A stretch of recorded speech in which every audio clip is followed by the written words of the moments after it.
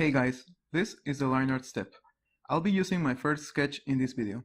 All the steps you see here are to be applied on the rest of sketches, so by the end of the tutorial we have 3 complete designs, ready for the printer. For starters, we will go to our sticker 1 group and create a new layer within it. This layer will go by the name of Lineart. After we have created this layer, we should reduce the opacity of our sketch layer even more, as to make it look real faint on the canvas, since this will be our guidelines for the line art we're about to make. Also, don't forget to block the sketch layer using the lock icon at the top of the layers window. This will prevent us from working on that layer by mistake, which is a really common and misfortunate thing to happen when working on any Photoshop file. Now we are ready to start.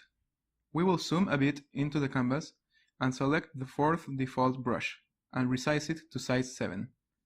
I prefer using this brush since it gives a lot of control over the pressure and the thickness of the trace. This time, be sure to make your lines as clean as possible. Take your time and keep the pressure you apply to the pen in mind.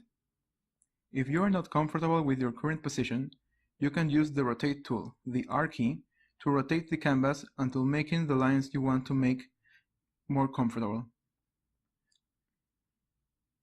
I'd say comfort is a key word when working on line art, because without it, your lines are going to look not as clean as you would like.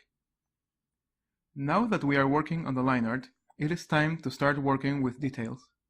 Be sure to give this a different thickness than regular lines, so they don't compete much between them. I'd recommend making thick lines for elements that are closer to you, and thinner lines for details and small parts of the illustration. What we want to achieve is for the illustration to have different weight lines, rather than perfect lines that keep the same thickness in all of the drawing. Clean lines can be a bit challenging when starting in digital art, which is why there are some programs that will work as a stabilizer for the brush tool.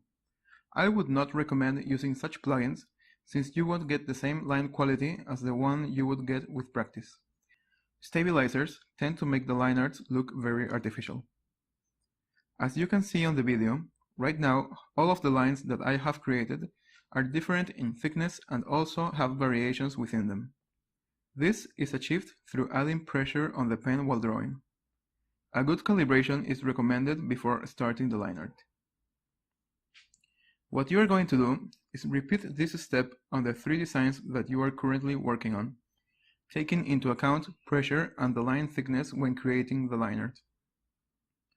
Maintaining a balance between thick and thin lines is mostly a thing of practice, so my advice is you keep going. You will see that the line quality on your first design won't be the same as the 3rd design. As you can see in the video, I've done the whole line art with just number 7 brush. It's just pressure that gave it the difference in thickness. If you are having trouble getting different results with the same brush, you can try by changing the size of it until you are comfortable enough to do all the line arts with just one setting.